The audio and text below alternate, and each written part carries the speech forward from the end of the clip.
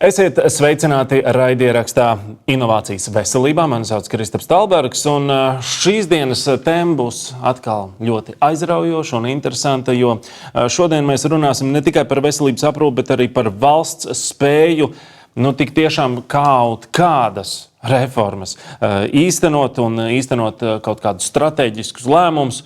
Arī tos varbūt, kuri iepriekš ir tikuši pieņemti un kuri varbūt tiks lemti un domāti uz priekšu, kā tad no tiem lēmumiem nonākt pie tā, ka tik tiešām kaut kādas reformas reāli dzīvē tiek piedzīvotas. Un kāpēc veselības aprūpe Latvijā jau vairāk nekā 10 gadus saglabājas kā viena no lielākajām problemātiskākajām nozarēm valstī, kāpēc reformas bieži iestrēgst un nedod īsto rezultātu, par to visu mēs tūlīt arī runāsim, un prieks, ka uz sarunu ir piekritis Latvijas Universitātes profesors un Domnīcas Lāzera valdes priekšsēdētājs Daunis Auers. Sveicināti! Sveiki! Jūs esat arī veicis un izveidojis brīnišķīgu tādu pētījumu, politisko pārskatu Latvijas politikas sistēma ceļš uz rīcības spēju. Un arī atsaucoties uz šo pētījumu, noteikti daudz secinājumu tur tomēr ir. Šos secinājumus visdrīzāk jūs nesat tālāk, stāstat, klausaties. Izskatās mums ar veselības aprūpi lūk šādi. Bet iesākumā veselības aprūpe gadiem ilgi ir viena no lielākajām problemātiskākajām nozarēm, kuras nevar sakārtot. Kāpēc? Vienkārši jautājums, un faktiski atbilde arī ir pietiekami vienkārši. Šis ir ļoti komplekss jautājums, un veselības nozara ir šausmīgi kompleksa, un Latvijas politiskā sistēma netiek galā ar kompleksu jautājumiem. Un tā ir tā īsā atbilde.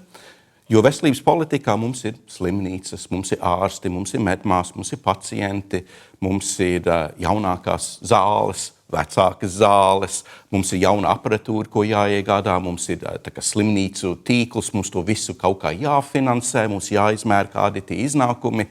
Visi kaut ko grib, varbūt ne visi. Tādi jaunieši no 18 līdz kādiem 35 gadiem ir mazāk prasīgi pret veselības sistēmu, bet tad, kad sasniedz tādus cienījams gadus kā man, tad jau sāk palikt bišķītiņ prasīgāks, un arī, kad ir ģimene, jauni bērni un tā tālāk. Tātad faktiski visa sabiedrība ir iesaistīta, bet šis jautājums ir šausmīgi sarežģīts. Un mūsu politiskā sistēma netiek galā ar šiem sarežģītiem jautājumiem, un to mēs arī pētam mūsu ziņojumā no sabiedrības, un mēs zinām, ka sabiedrībai šis jautājums ir šausmīgi aktuāls. Līdz tad mēs pētam sabiedrību, politiskās partijas, tad vēlēšanas, likumdevēji, izpildvaru, kas veido politiku, kas ietekmē sabiedrību, un atkal, kas ietekmē partijas, tad to saucamo politisko ciklu. Un šis politiskais cikls nav strukturēts, nav būvēts, lai risinātu sarežģīts jautājums. Un tā ir tā pamata problēma. Kad kādā jautājumā ir pārāk daudz jautājumu un nav atbildes, ir problēmas. Nereti es savā personīgā dzīvē saprotu to, ko es varu izdarīt. Ja es nevaru visu, es vismaz kaut ko varu izdarīt. Vai jums arī ir izkristalizējies kaut kas tāds, ka vismaz šo mēs varam, jo nevar jau arī vienkārši tā padoties?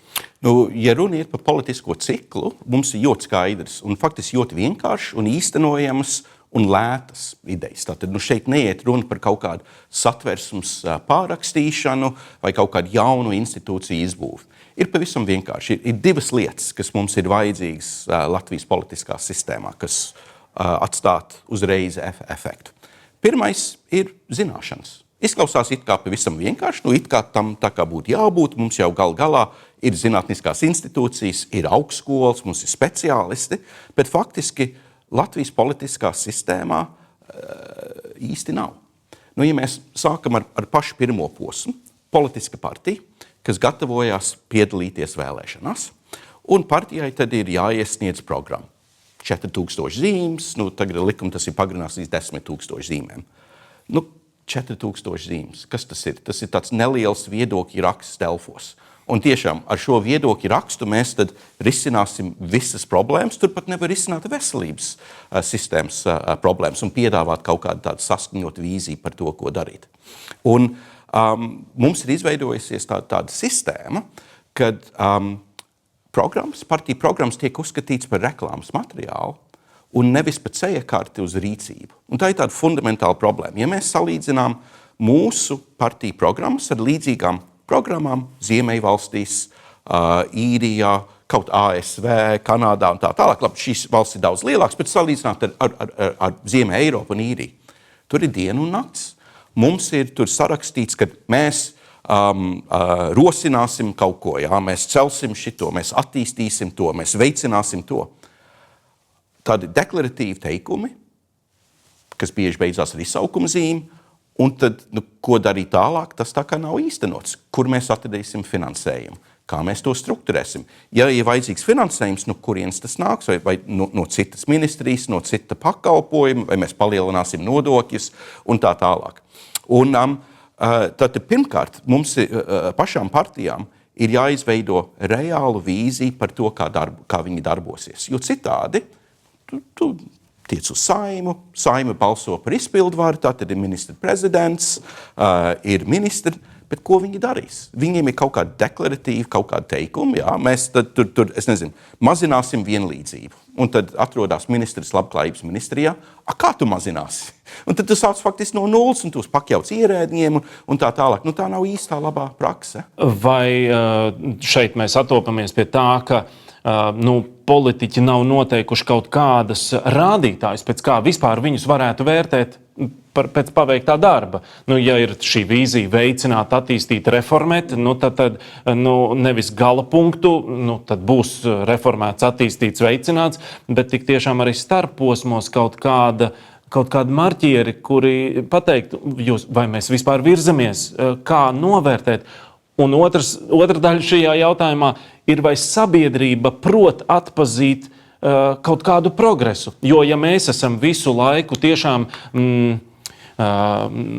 mums ir ticis solīts šādos te formātos, visaptverošos, aptuvenos, mēs nemaz neesam radināti prasīt precīzi, kā tiks veicināts, kā tiks attīstīts, kā tiks reformēts. Jā, atbildot uz pirmo jūsu jautājumu, būtu jāievieš kaut kādi mērami KPI, protams. Šobrīd tāda nav, jo nākot pie varas nav nemaz skaidrs, ko izdarīs. Protams, ir kaut kāda tāda koalīcijas programma, ir kaut kāda rīcība programma, bet tā tiek sastuķēta kopā pēdējā brīdī. Jo tām partijām nav tās detalizētās programmas, ar ko nākt, un tad tu tā kā sanāc kopā, un tev varbūt kaut kādi rādītāji tur parādās, bet viņi nebūs tu nebūs tā kā loģiskā secībā vai zinātniski ticis pie šī rādītāja. Viņš būs kaut kā tāds no gaisa izvilkt. Tāpēc, protams, mums būtu jānostāda kaut kāda konkrēta KPI katrā ministrijā. Mēs šodien runājam par veselības politiku. Veselībā tas varētu būt tīri skaidrs, kādi ir KPI, kā uzlabojās iedzīvotāju veselība, dzīves ilgums, veselīgi nodzīvotie gadi un tā tālāk un tā tālāk. Un, protams, tas iedarbojās tikai pēc kāda laiciņa. Nevar prasīt kaut kāds rezultāts pēc 12 mēnešiem. Pēc 36 mēnešiem tu vari jau prasīt kaut kādus rezultātus. Un tur arī tas, cik garas ir tās rindas, cik ātri tiek pie ārsta un tā tālāk. Ir kaut kāds, ir dati, kurus varētu izmantot. Un tas arī būtu liederīgi. Bet tai pašā laikā es uzsvērtu, ka vēlētāji jau ir pietiekami zinoši, un vēlētāji izjūt to, vai kaut kas labs ir noticis valstī, vai viņiem ir vairāk nauda savā kabatā, vai viņi jūtās droši, vai ģimenes locekļi atgriežas mājup, vai dodās prom. Tas tāds tīri elementārs jautājums. Viņi izjūt, kas notiek. Un arī, protams, sevi salīdzina tuvākiem kaimiņiem, un tā varbūt ir bijusi tā lielākā problēma mums pēdējos 35 gados, kad labas lietas ir notikušas Latvijā. Daudz kas labs ir noticis, protams. Valsts ir transformējusies. Bet pārmaiņas tempa, attīstības tempa Igaunijā un Lietuvā ir bijusi daudz, daudz straujāka. Un to mēs redzam ekonomiskos rādītājos, to mēs arī redzam tur sabiedrības apmierinātību, to mēs arī redzam vidē, vienkārši aizbraucot uz Viņu un salīdzinot to Rīgu. Diemžēl ir diena un nakts šobrīd. Tā. Pētījumā jūs arī secinājāt to, ka Latvijā netrūkst idejas, bet pietrūkst tik tiešām spējas tās īstenot un realizēt. Kas tad praksē tiešām salūst vai īsti nestrādā starp to ideju un reālo dzīvi? Atkal mēs atgriežamies pie tās detalizācijas, kad ir partiju programmās tur ir vajadzīga lielāka detalizācija par to, ko darīt, bet tai pašā laikā arī izpildvarā, arī likumdevējā trūkst kapacitāte, realitātē trūkst kapacitāte. Tā ļoti īsi likumdevējā ir 8 šoferi uz 1 pētnieku pēc Saeimas datiem. Un tas kaut ko pasaka par prioritātēm, protams, vai ne?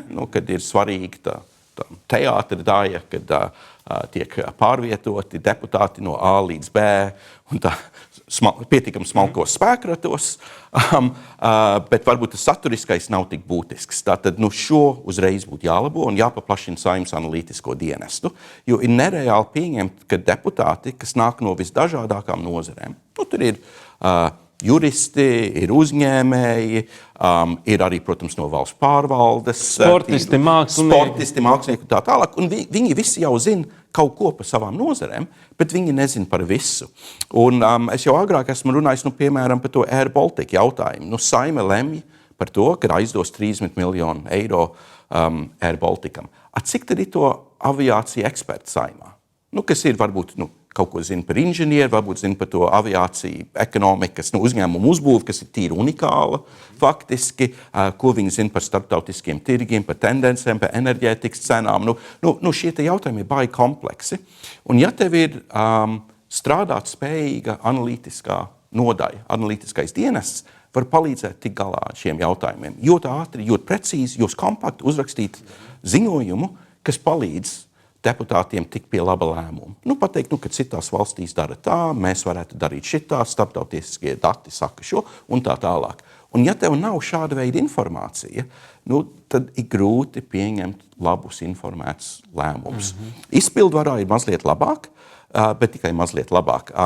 Arī analizējot izpildvaru datus, mēs redzam, ka lielākā daļa ierēģņu un valsts pārvaldes darbinieki nodarbojas ar skaņošanu dokumentu un mazākums strādā ar politikas analīzi. Un politikas analītiķi ir tie, kas rada tās idejas, kas papildina varbūt kaut kādu partiju piedāvājumus, kaut kādu vairāk detalizētu programmu. Tātad, mēs atgriežamies pie tā, ko es jau agrāk teicu, kad mūsu politiskā sistēmā šobrīd vienkārši nav tās zināšanas, lai risinātu sarežģīts jautājums, kā piemēram veselības politikas attīstību. Bet par veselības aprūpi runājot un visu sistēmu nereti, tomēr tā frāze, kas atkārtojās, ir, nav naudas. Nav naudas, redzi, ir idejas, bet nav naudas. Ir idejas, neprotam viņas kompleksā formā īstenot, viss kaut kā iestagnē, un tam pa virsmu arī nav naudas. Un līdz ar to, kāpēc visu laiku mēs, protams, secināt un saprast, Klau, ar šo mums ir problemātiski veselības aprūpe kopumā, bet nespējam politiski tam atrast budžetā vietu. Varētu apgalvot, ka mums nav nauda vispār politiskās sistēmā, lai pārklātu visas vajadzības.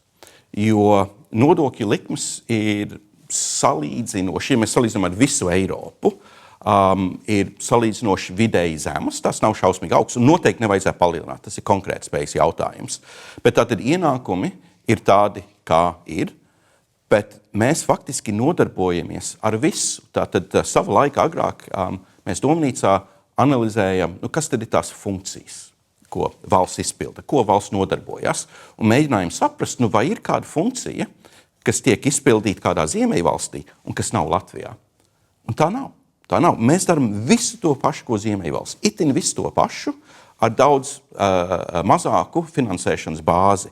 Un ir pat mums tādas politikas, kas neeksistē Ziemeļvalstīs.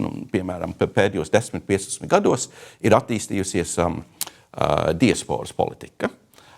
Ziemeļvalstīs tāda nav. Ziemeļvalsts nav visai pretīm nākoši savai diasporai. Dānijā, piemēram, ja tu aizbrauc prom no Dānijas un dzīvo, piemēram, Latvijā kādu laiciņu, tu zaudē balstiesības.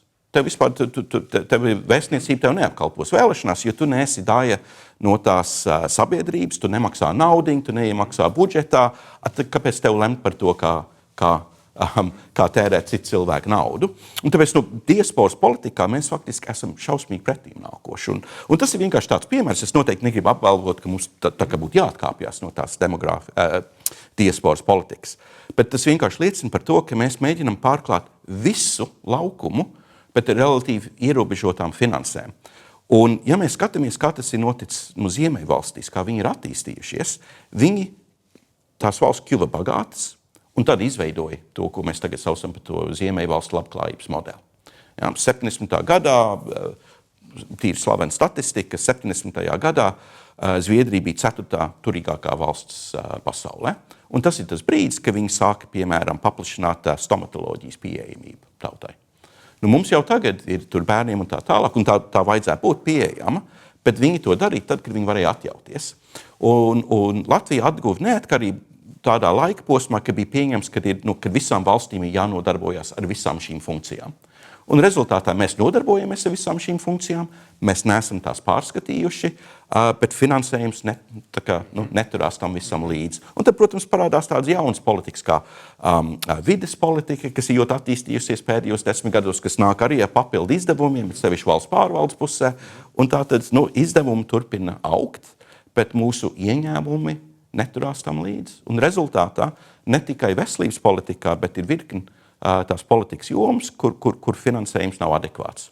Un tāpēc mēs kā domnīca jau labu laiciņu esam ierosinājuši to, ka būtu laiks pārskatīt to, ar ko valsts nodarbojas, un fokusēt uz tām visnozīmīgākām funkcijām, tās, kas veicina attīstību, kam būs lielākā ekonomiskā atdeve. Protams, ne tikai. Kultūra ir jāfinansē. Protams, kultūra ir šausmīgi svarīga, sevišķi tādai mazai valstī, mazai nācijai kā Latvija.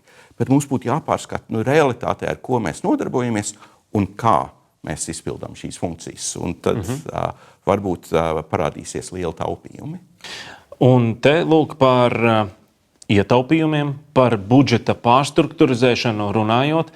Kā mainīt šo domāšanu? Kā veselības aprūpe, veselība, ka tā ir investīcija, nevis vienkārši izdevumi. Skaidrs, tie ir izdevumi valstī, tie ir mums katram arī izdevumi, bet tā reizē ir ļoti vērtīga investīcija, lai tik tiešām visa valsts ekonomika būtu stabilāka. Atkal es tad atgriezīšos pie tā, ko es jau agrāk pateicu, kad šeit mums ir jādomā vairāk zinātniski un daudz dziļāk. Jo ir kaut kādas jomas, kas tiek izpildītas eleganti, jo tās ir salīdzinoši vienkārši. Ceļi tiek būvēti. Varbūt dzelzceļš netik veiksmīgi, bet ceļi tiek būvēti. Mēs zinām, ka investīcijas betonā no Eiropas Savienības naudas, ka tie tīri ātri notiek, ienāk Latvijas tautsaimniecībā, cilvēki ir nodarbināti, arhitekti, projektētāji, celtnieki un tā. Nauda ieplūst iekšā un paliek kaut kāds tāds infrastruktūras objekts. Vai to var uzturēt pēc 10 gadiem, tas ir cits jautājums, bet īstermiņā ieplūst kaut kāda nauda. Tas ir vienkārši.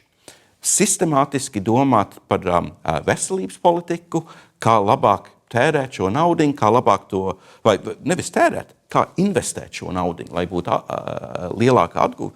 Tas ir daudz sarežģītāks jautājums. Un būs interesanti pētīt, kā tad topošās vēlēšanās, kā tad politiskās partijas skatās uz to vēlēšanu sistēmu. Vai būs kāda partija, kas būs aizgājusi tālāk pa tiem lozungiem un piedāvā kaut kādu reālu risinājumu, kā to attīstīt. Mums domnīcā pirms kāda pusotra gada, bijušais premjerministrs Einārs Repšs uzrakstīja tādu rīcību politikas pētījumu, ļoti interesanti par to, kā varētu pārstrukturēt tieši veselības sistēmas finansēšanu Latvijā. Nīderlandē ir ļoti interesants un ļoti unikāls modelis, kas ir vairāk saistīts, kas bāzējās uz apdrošināšanas sistēmu. Valsts vēl iesaistās, visi iedzīvotāji, sevišķi bērni, pensionāri saņem to bezmaksas veselības aprūpi, bet jo tiek iesaistīti tie privātie spēlētāji, tā sistēma strādā daudz efektīvāk, ir KPI un tā tālāk. Un tad mēs mēģinājām par šo diskutēt. Dažas diskusijas mums arī sanāca, vislabāk faktiski ar apdrošinātājiem un farma nozares pārstāvjiem, bet tad, kad centamies ar valsts pārvaldu runāt, viņi nesaprata.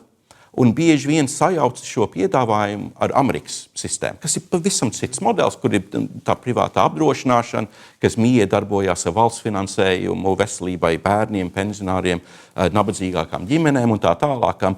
Tas absolūti netika piedāvāts, jo vienkārši ir iespējams, ka tur pat neizlasīja to ziņojumu. Ziņojumā viss bija precīzi aprakstīts, bet bija tāds pieņēmums, apdrošināšana, tā ir Amerika, tas pie mums nestrādā. Un tad es atgriežos pie tā, ka šie jautājumi ir sarežģīti, un mums arī būtu viņus jāskatās sarežģīti. Bet vai tā kapacitāte kā tāda ir? Nezinu. Vai jūs varētu, lūdzu, mēs te pieskarsimies vairāk pie tā, kas ir saistībā ar veselības aprūpi un arī inovatīviem medikamentiem. Un vai jūs varētu komentēt šādus te aprēķinus kā potenciālo risinājumu, redz, kur kā investīciju virzienu šobrīd kompensācijas rindā Latvijā gaida ap 80 medikamentu, kas nepieciešami 7000 pacientu. Un nepieciešamais papildus finansējums inovatīviem medikamentiem valsts budžetā būtu ap 150 miljoniem eiro.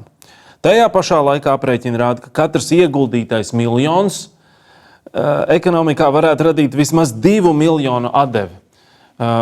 Turklāt šie ir pat tādi diezgan piesardzīgi aprēķini, jo starptautiskie pētījumi patiesībā norāda uz to, ka investējot sakarīgi veselībā, cilvēku labklājībā un labbūtībā, tā atdeve valstī un ekonomikai ir pat vēl lielāka.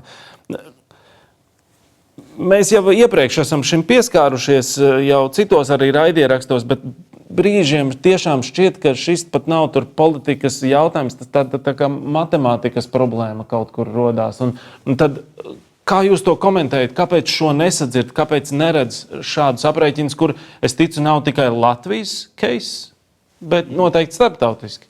Viena problēma, protams, ar to visu ir, kad, ja mēs runājam par to veselīgo sabiedrību, īstermiņā tev paliks kaut kādi rādītāji, bet tie lielie ieguvumi būs salīdzinoši tālu nākotnē. Ja mums ir ļoti labi aprūpe bērniem, piemēram, jaunajā agrīnā vecumā, tas parādīsies viņa dzīve ilgumā, ka viņi dzīvos ilgāk, veselīgāk. Tad tas ir kaut kad tālu nākotnē. Un, ja es esmu politiķis, jautājums, kāds man labums no tā? Ja? Mani vēlētāji prasa kaut ko jau pēc 5 mēnešiem, kad ir vēlēšanas, pēc tām vēlēšanām pēc 4 gadiem. Tas politiskais cikls ir šausmīgi īs. Un šeit mums ir vajadzīgi tādi tālredzīgi politiķi un tālredzīgas partijas, kas saprot, kaut ko, protams, jādara īstermiņā, bet mums arī jādomā par tautas veselību ilgtermiņā. Un tad mēs atgriežamies pie vēlētājiem. Vēlētājiem jābūt prasīgākiem. Tātad neuzklausīt tikai lozungus, bet mēģināt saprast, vai šis politiskais spēks, par ko es balsošu, vai tas tiešām piedāvā risinājumu problēmai, piemēram, veselības aprūpei, kas ir svarīga man. Vai es ticu, ka viņi tiks galā ar šo jautājumu, vai viņi peldēs, kā iespējams ministri agrāk ir peldējuši. Jo es domāju, šeit tiešām talkā nāktu šie KPI kaut kādi rādītāji, kuriem varētu pasakot līdzi, vienalga pie kādiem solījumiem, rīcības darbības, investīcijām veselībā, jo nereti jau tik tiešām varbūt ar viens otrs ministrs vai partija varētu palepoties. Mēs pielikām. Jā, labi. Tā it kā vajadzētu būt, tas ir visiem būtu jābūt ļoti priecīgiem, bet kaut kā tas nenes rezultātu, it kā ir iemesta nauda akā. Jā, tā kaut kur izčākst, kaut kur pazūd. Jā, varbūt tik tiešām faktors ir, ka varbūt mēs pēc 10 gadiem sajutīsim to, ka tur atpakaļ vēl pirms 4-5 gadiem tika palielināti budžeti un tas atrisināja noteikts jautājums veselības aprūpē un tālāk jau mēs redzam rezultātu. Bet pagaidām tādas indikācijas nav, ne? Es domāju, ka nav, jo arī mēs varam prognozēt apmēram, kas notiks ar Latvijas sabiedrību nākamos 10-15 gadus. Piemēram, novecošana. 2040. gadā būs strauji pieaudzis Latvijas iedzīvotāju skaits, kas ir 90+. Un tad tā aprūpe cilvēkiem šī vecuma kategorijā ir daudz dārgāka, daudz intensīvāka, prasa cita veida speciālists un arī, protams, prasa darba rokas, jo tas ir fizisks darbs strādāt ar gados vecākiem cilvēkiem. Un mums jau tagad būtu jāgatavojās uz to. Un es tā kā īsti neredzu, ka notiek kaut kāda gatavošanās, kad mēs jau apmēram zinām, kur cilvēki dzīvos arī 2040. gadā, cik liels būs iedzīvotāju skaits Rēzeknē, Mārupē, Rīgā, Liepājā, un mēs varētu gatavot veselības sistēmu, lai tā kā, sagatavoties šiem ilgtermiņa šokiem. Bet atkal lēmumi, protams, tiek pieņemti, un kaut kas attīstās. Nav tā, ka ministri un ministru komandas simulē darbību. Viņi strādā, viņi risina jautājumus, bet tie jautājumi ir tādi ar īstermiņa efektu. Man ir grūti redzēt kaut kādu milzīgu reformu, kas ir notikusi veselības aprūpē pēdējos 10 gados, kas atstās kaut kādu milzīgu ietekmi, piemēram, 2040. gadā. Bet es tā nedaudz varbūt spekulatīvi padomāju, varbūt arī tas savā veidā atvieglotu kādu politiķa tādu atbildības nastu, ka tu zini, es esmu šeit uz 4 gadiem, es pieņemšu tādu ļoti, ļoti drosmīgu lēmumu un ļoti drosmīgu virzienu uzņemšu. Kas tur būs tālāk? Pēc 4 gadiem es neko nezinu, bet toties es varu tā diezgan drosmīgi kaut ko pasākt. Bet šeit atkal mēs atgriežamies pie jautājuma, kas tad ir tas drosmīgais lēmums? Ja tev programmā ir ierakstīts, ka mēs veicināsim tautas veselību, bet nav precizēts, kā, tad kas tad būs tas drosmīgais jautājums? Atkal, ja tev nav vīzija, ja tev nav plāns, ja tev nav mērķis, tad nekas arī nesanāks tev. Pieminējāt arī šīs te novecošanu, mūsu sabiedrības novecošanu un daudz ar to saistītos vispār arī kopumā demogrāfijas jautājums. Vai jūs redzat arī tādu kā bīstamību, ka ja šādi turpināsies šādā te garā, tā vairs nebūs tikai veselības nozars, bet kopumā demogrāfijas un pat darba spējas un darba spēka krīze? Protams, veselība. Tas, kas nosaka valsts konkurētspēju pašos pamatos, ārpus drošības, kaimiņu un tā tālāk, ir izglītības sistēma un veselības sistēma. Ar izglītības sistēmu tas ir noticis pēdējos gados, kaut kāds tur augstskolu reformas, skolas reformas, redzēsim, kādu ietekmi tas atstās. Man ir tāds iespējas, ka veselības politika maz kas ir noticis, un rezultātā, šīs problēmas vienkārši tiek atliktas. Tur slimnīcu pieejamība arī zālēm, kā jūs pateicat, visi šie jautājumi sakrājās un netiek risināti, un, protams, sabiedrība arī to izjūt, jo, kā mēs jau pateicam sarunas sākumā, cilvēkiem ir tiešais kontakts ar veselības sistēmu. Un mums izdevumi kļūst arvien lielāki un lielāki. Mēs maķenīt, bet tomēr slimāki un slimāki, ārstējamies vēlāk un vēlāk ar ielaistām slimībām, un tad arī mūsu tā ekonomika tā teikt, ar tādu lielāku slogu cīnās, vai ne? Bet tā labā pieeja, īstā zinātniskā pieeja veselības politikā, protams, būtu veikt tādu funkciju auditu, saprast, ar ko mēs nodarbojamies, kas ir labi, kas ir efektīvi, ko varētu atmest. Un es domāju, ka veselības sistēmai mēs arī redzam, ka ir dažas tādas īpatnības, kā piemēram šī obligātā veselības pārbaude, kas tādā formā, kā tas tiek īstenots Latvijā, tas ir dārgi, tas ir neefektīvi, tas ir vistiešākais padomju sistēmas mantojums. Un Ziemeļvalstīs tā absolūti nenotiek. Zviedrijā vispārīgi nav OVP, Somijā ir tikai policistiem un citiem, kam ir tāda fiziska slodze, Igaunijā kaut kas līdzīgi. Mums, principā, tā sistēma strādā identiski, kā strādāja padomju laikos, kad bija pavisam cita veida ekonomika, proti bija nevis uz pakalpojumiem, bet uz ražošanu. Un tad darbs bija fiziskāks, un tāpēc bija tā kā loģiski pārbaudīt darbinieku veselību. Tagad es kā profesors labākos gados sēžu krēslā, ērtā kabinetā, kāpēc man vajag OVP darbā? Protams, ka man nevajag. Es katru gadu eju pie ģimenes ārsta, jebkurā gadījumā, bet universitāte ir spiest tērēt šo naudu, esmu spiest tērēt laiku, un tas viss, protams, mazina valsts produktivitāti. Un neapšaubāmi, esmu bišķīt uzsēdies uz to OVP, bet ir, protams, arī kaut kādas citas nejēdzības veselības aprūpas sistēmā. Tad man personīgi liekas, ka pirms mēs iepumpējam naudu, investējam naudu veselības sistēmā, mums vajag saprast, ar ko mēs nodarbojamies, kas mums sanāk, kas mums nesanāk, reformēt sistēmu, un tad vispār varētu runāt par to, ka mēs palielinājam finansējumu veselībā. Bet mums jānodrošina, ka tam būs labs efekts.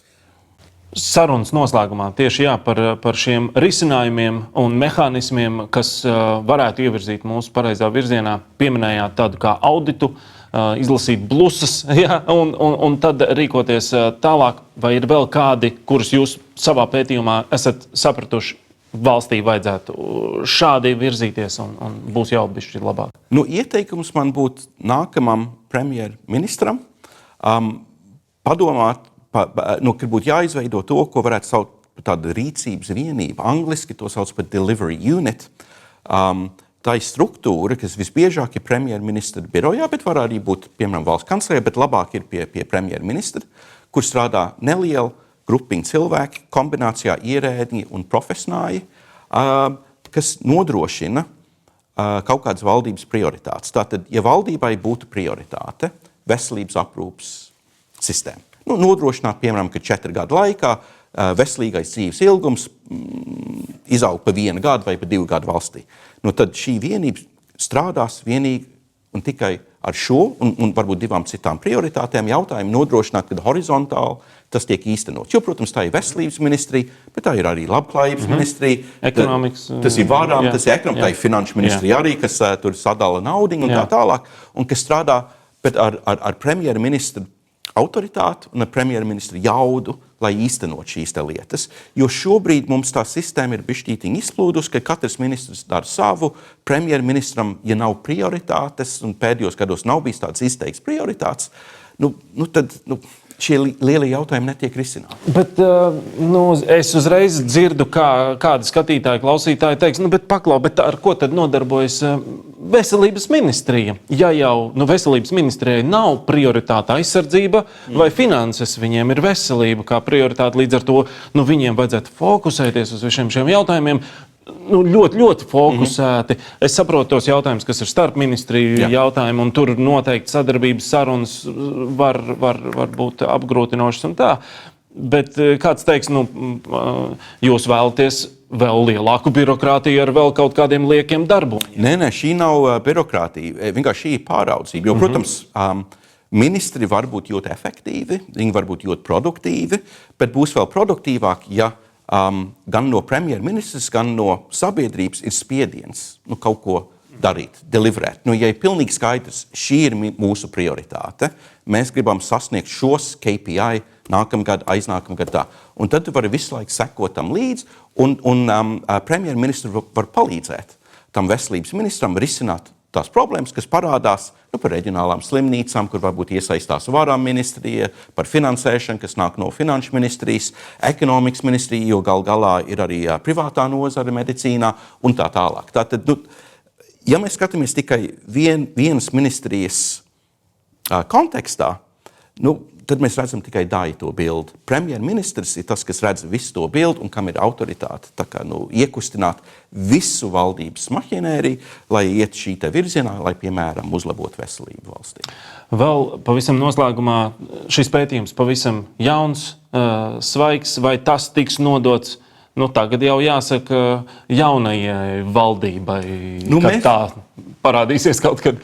Jā, mēs jau esam runājuši ar politiķi, mēs prezentējam, mums ir tradicionāli, ka pie pirmiem pētījumiem mums ir tāds Chatham House tipa pasākums, kas ir slēgts, kad mēdī nav ielūgti, kad ir no nozares pārstāvji, šī gadījumā tur no politiskās sistēmas, uzņēmēji, zinātnieki un tā tālāk, ka mēs tā kā brīvā atmosfērā, zinot, kad publiski par to nerunās, mēs jau diskutējam šīs lietas. Tāpēc šīs sarunas ir jau sākušās un tās arī turpināsies. Mēs tur mūžīgi runājam ar mūsu partneriem politiskās partijās un izpildvarā un likumdevējā un tā tālāk. Tātad mēs turpināsim runāt par šiem jautājumiem, jā. Es ticu, ka visa sabiedrība tur īkšķus par šīm sarunām, lai tās tik tiešām jums izdodās, un paldies par to darbu, ko darāt. Paldies arī par sarunu. Atgādināšu, ka sarunājos ar Latvijas Universitātes profesoru un Domnīcas Leizera valdes priekšsēdētāju Daunu Aueru. Un paldies, ka skatījāties, un uz tikšanos nākamajos raidierakstos.